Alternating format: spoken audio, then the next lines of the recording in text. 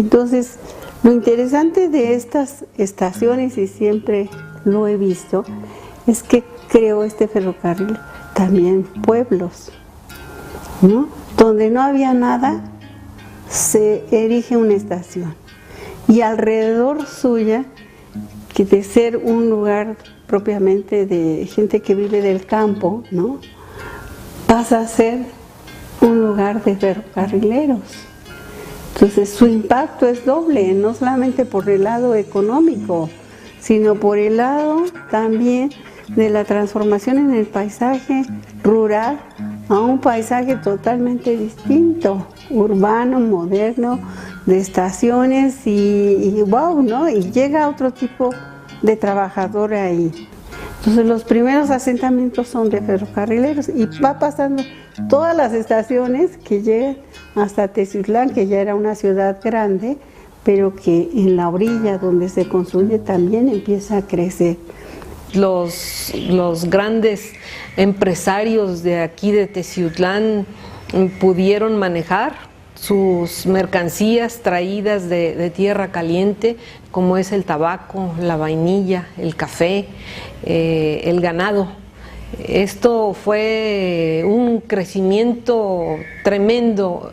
Las variadas industrias que habían aquí en Teciutlán trabajaban el zacatón, trabajaban pieles, había zapateros, había fábricas de gaseosas, había todo un gran movimiento en esta zona que, claro, la llegada del tren pues lo maximizó y le dio esa posibilidad de hacer llegar todos estos productos a Europa y a Estados Unidos. También decirte que en el año de 1902, 1903 se concretó el pequeño ramal de aquí de Teciutlán hacia al Mineral Aurora. Eso pues ya trae otra connotación para la región de aire libre. Se menciona que había cerca de 8,000 habitantes, que para aquel entonces era muchísimo. Esas minas se extrajo el oro, el cobre, y por supuesto que todos esos minerales transportados desde la mina son 12 kilómetros transportados hacia Teciutlán, de Teciutlán a Puebla y de Puebla al puerto de Veracruz, o si no hacia la Ciudad de México para hacerlos llegar a Estados Unidos y a otros lugares del mundo, ¿no? Y no solamente es esta estación, sino también la estación de Zaragoza, ¿no?, que como se dice ahí nada más había unas haciendas, la hacienda de Acuaco y otra hacienda que era lo que había. Y ahí también se construye la estación del ferrocarril y empieza a crecer el pueblo a los alrededores de la estación. Mire, el nombre de Zaragoza se debe básicamente a que en este lugar existió una hacienda que se llamó precisamente Zaragoza y Anexas. Esta hacienda era propiedad de un español de nombre Juan R. Lavín, quien llega a estos lugares a finales del siglo XIX. Zaragoza se lo pusieron porque los que llegaron a fincar llegaron de Zaragoza, España. Ellos eran nativos de Zaragoza y por eso, pues al dejar allí su ranchito allí, pues ya quedó abandonado y aquí ya se formó una población, pues en honor a ellos, en honor a su origen, le pusieron Zaragoza.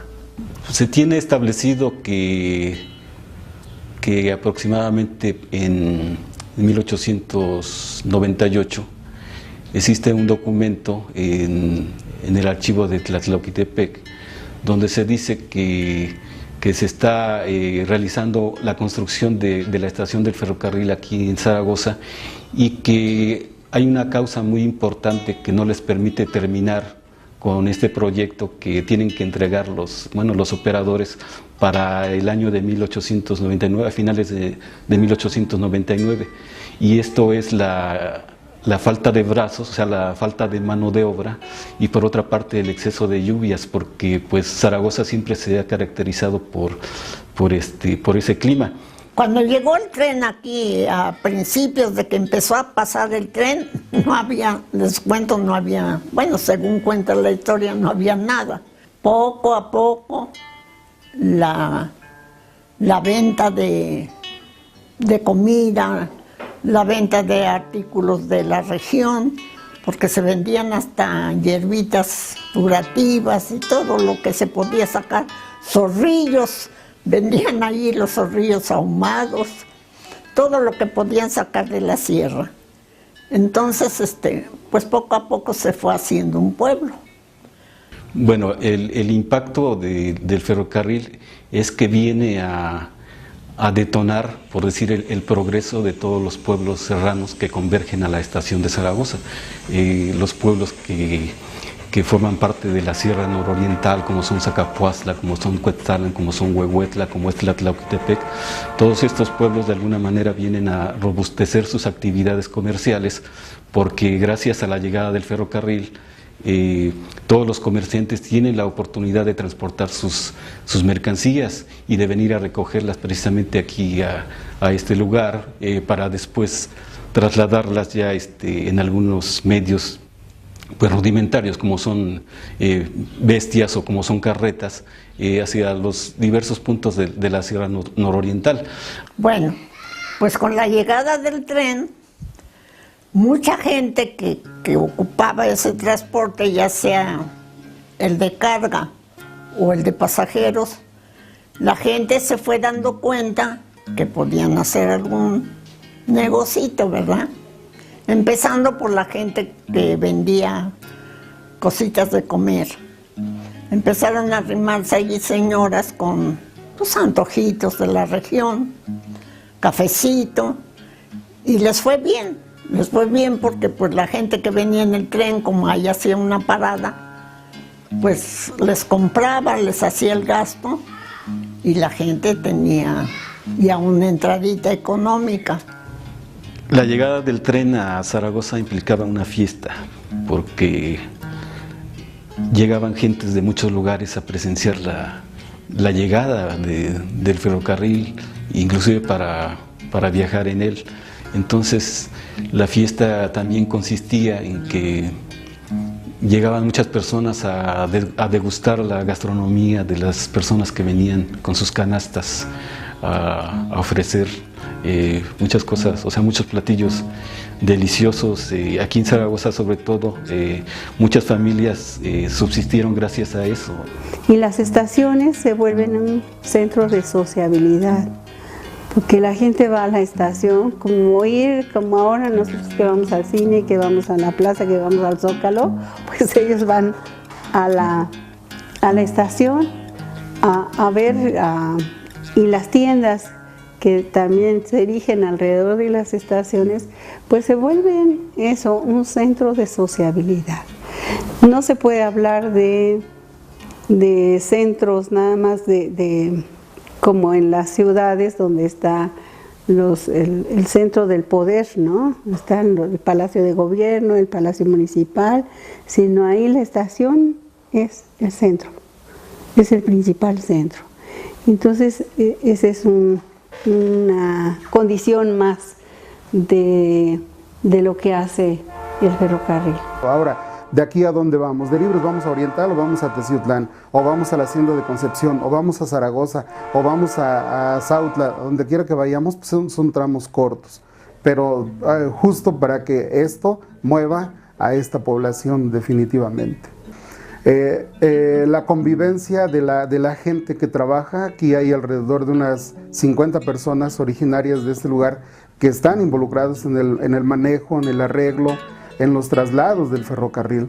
Ellos se convierten en una especie de familia que donde se paran todos es una algarabía, es una romería por tantas cosas que platican. Entonces enriquece tanto la tradición oral como el comercio y la necesidad que cubre a cada una de las personas. Y los costos para esta gente pues son mínimos, porque o es carga y es muy barato, o es pasaje, pero también es muy barato. Y en el caso de Oriental pues es un ejemplo de una población que es prácticamente de ferrocarrileros, ¿no? Que además han crecido muchas generaciones ahí, de hijos que han salido a estudiar, pero que para ellos es un orgullo ser hijos de ferrocarrileros, ¿no? Aquí Oriental tuvo 2 patios que se nombraron de Vía Ancha y de Vía Angosta. El de Vía Angosta estaba de parte en medio del taller y la estación. El de pasajeros lo mismo, llegaba, pero ese sí metían el tren de Vía Ancha de este lado, y la gente que se bajaba a transbordar ya estaba formado el de Vía Angosta en una vía principal, y toda la gente, y viceversa también hacía lo mismo, pero había que atravesar la estación, ¿sí? Y era mucho movimiento a las 11 de la mañana, 10, 11. Llegaban, era la hora de pasajeros, mucha gente que llegaba, y sobre todo gente que vendía de comer. Había personas ya muy nombradas que, no, los tamales de fulanito están bien buenos, el café de fulano, pues ya en la noche, eso era en la noche, sí, a las 3, a la 1 de la mañana. Sí. A mí me gustaba mucho ir con mi papá a cobrar. Era un carro pagador el que traía las listas de lo que tenían que pagarle a cada trabajador aquí en Oriental. Venía toda la línea desde Jalapa, Oriental, Puebla y regreso otra vez hasta Veracruz. Entonces, toda la gente, nos íbamos yo con mi papá ahí a la entrada del pueblo, y ahí estábamos esperando al pagador para cuando llegara. Todos se ponían a formar. Luego mi papá, si llegaba un poquito tarde, veíamos que del tren de Teciutlán venían las marchantitas con manzanas, con peras, con ciruelas. Otras personas vendían a la hora del paso de pasajeros gorditas, tamales, café, atole, pulque. ¿Cómo no va uno a recordar todas esas cosas que hacíamos? Había unas personas que decían esto de ¿quiere pulque? Pero hasta le hacían con esa plaguita bonita de que quiere pulque. Oriental específicamente e independiente del ramal fue un centro ferrocarrilero muy importante. Oriental conectaba Puebla con Veracruz, conectaba hacia México, conectaba hacia Teciutlán, y entonces aquí el centro ferrocarrilero más que Teciutlán era Oriental. Había muchísimo movimiento. Yo viví de niña en Oriental y regía la rutina del pueblo. El sonido del tren, ya viene tal tren. El sonido del taller, sus silbatos, es tal hora. Las muertes más comunes en Oriental era que fueran atropellados por el tren. Era lo más común, más que de carros y... No, era porque los trenes eran tan grandes que atravesaban todo el pueblo. Entonces la gente de una parte del pueblo hacia otra se brincaba entre los rieles, ¿no? Entre tren y tren. Y como esos trenes de momento, sin aviso para la gente, se movían porque estaban trabajando, entonces los tiraba y pasaba el tren sobre la gente.